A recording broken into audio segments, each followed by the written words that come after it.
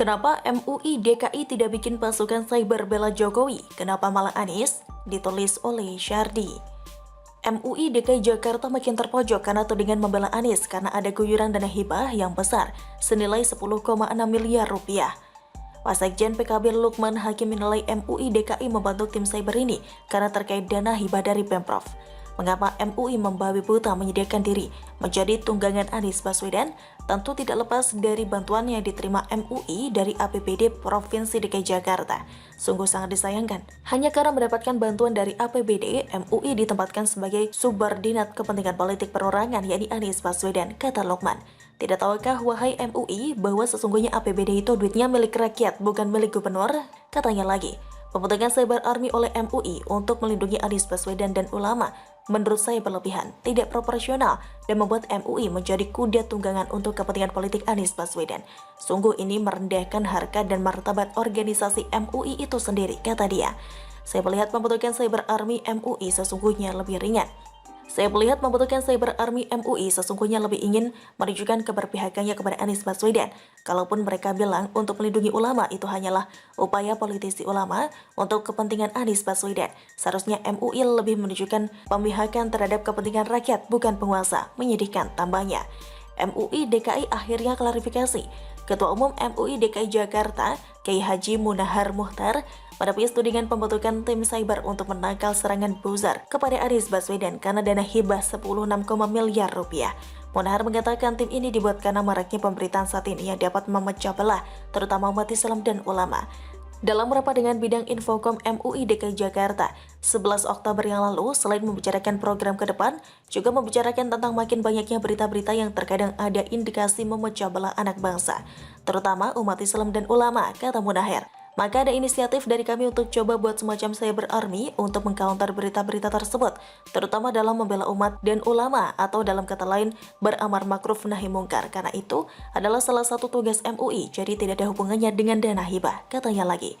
Munahar juga mengatakan dana hibah tidak digunakan untuk mendanai tim cyber army, tapi untuk membiayai pelaksanaan program kerja serta kegiatan operasional MUI. Yang menghubungkan pembuatan cyber army dengan dana hibah itu hanya orang-orang yang tidak paham tentang MUI dan tugas serta program-program MUI, katanya. Kalau dana hibah tidak digunakan untuk membentuk tim cyber, jadi uang untuk itu datang dari mana? Tidak usah berkelit deh. Memangnya tim cyber gak perlu digaji? Apakah mereka semua relawan yang mau bekerja hanya karena diiming-imingi surga? Untuk awal-awal sih selagi semangat masih panas karena mungkin mau, lama-lama juga gerah karena kayak kerja bakti tidak dapat apa-apa, butuh uang untuk membiayai mereka. Uangnya dari mana kalau bukan dari dana hibah itu? Mau ngeles dengan kalimat apapun semua orang juga sudah tahu kalau tim cyber ini pasti butuh dana, mirip seperti aksi di Monas itu. Apakah kalian pikir yang datang itu semua datang begitu saja dan tidak berharap apa-apa?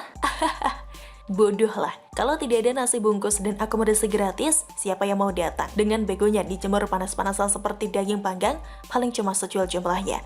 Ada yang bilang tim cyber ini untuk menangkal hoax dan memberitakan kebenaran kan? Ya sudah, sebagai contoh awal, silakan MUI transparan soal keuangan. Selama ini uangnya dapat dari mana saja dan dibelanjakan untuk apa saja. Sekalian tantang pemerintah untuk melakukan audit terhadap MUI. Kalau MUI tidak berani, jangan banyak omong kayak anak kecil deh, geli.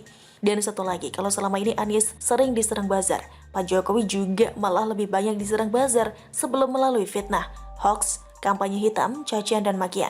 Kenapa MUI selama ini tidak membentuk tim cyber untuk membela Pak Jokowi? Kenapa MUI hanya sayang pada Pak Anies? Ayo jawab, tolong jangan bodohi rakyat dengan gaya ngeles mirip Anies. Kalau tidak bisa jawab, jangan merengek. Kalau rakyat simpulkan MUI DKI berpolitik dengan bela Anies. MUI DKI sudah jadi tim surat Anies. Bagaimana menurut Anda? Silahkan tulis pendapatan dari kolom komentar. Terima kasih sudah menyaksikan channel Siwar TV.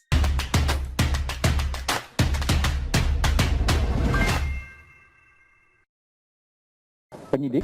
Sementara itu, Majelis Ulama Indonesia membenarkan kabar bahwa Ahmad Zain An-Najah yang ditangkap Densus 88 merupakan anggota Komisi Fatwa MUI. Dalam keterangan secara virtual di Mabes Polri, Ketua MUI Holil Nafis mengatakan MUI langsung menonaktifkan Ahmad Zain dari kepengurusan. MUI harus bubar atau terorisme akan terus subur. Ditulis oleh Alifur Rahman. MUI adalah salah satu LSM dari sekian banyak LSM di Indonesia. Dan yang namanya LSM isinya ya bisa beragam macam, dari yang paling santun sampai yang teroris pun ada di dalamnya. Yang berbeda dari LSM yang lain, nama MUI ini agak berat di nama. Majelis Ulama Indonesia, seolah-olah yang masuk ke dalamnya sudah pasti ulama dan mewakili seluruh ulama di Indonesia. Sehingga dengan nama yang agak berat itulah MUI menjadi seperti lembaga paling suci sendiri, paling benar sendiri.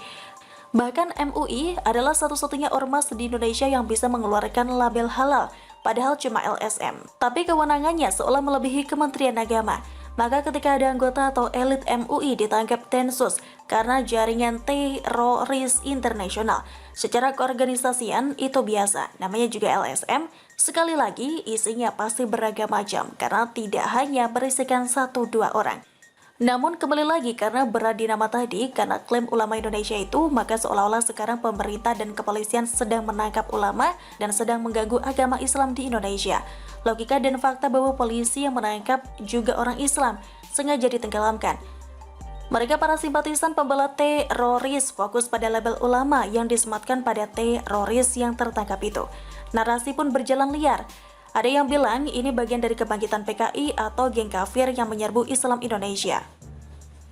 Padahal sebenarnya ini persoalan sederhana tentang orang-orang yang menerima pendanaan dari luar negeri, dari teroris internasional. Kebetulan saja cara mereka cari uang adalah dengan menjadi anggota MUI dan bisnis pendidikan pesantren. Jika melihat pembelaan yang berlebihan dan muncul dari PKS dan para pembela teroris lainnya, jelas pembelaan mereka sudah berlebihan. Soalnya para ulama versi MUI ini tidak boleh sedikit pun tersentuh hukum, tidak boleh dianggap bersalah oleh negara. Pemahaman merasa benar sendiri dan sombong merasa paling hebat itu memang adalah bagian dari doktrin para kader teroris dimanapun. Karena syarat orang untuk menjadi teroris dan meledakkan diri hanya 2, bodoh dan sombong. 2 syarat itu sudah terpenuhi oleh banyak orang yang sekarang sedang getol-getolnya membela anggota MUI yang menjadi bagian dari jaringan teroris internasional. Jangan heran kalau banyak pendukung Rizik, Munarman, dan lain-lain itu kerap mengancam atau menunjukkan keangkuhannya.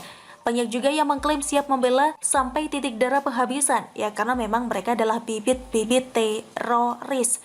Mereka tidak peduli dengan opini, referensi, dan logika berpikir waras, karena yang mereka yakini ulama harus dibela, ulama harus diselamatkan.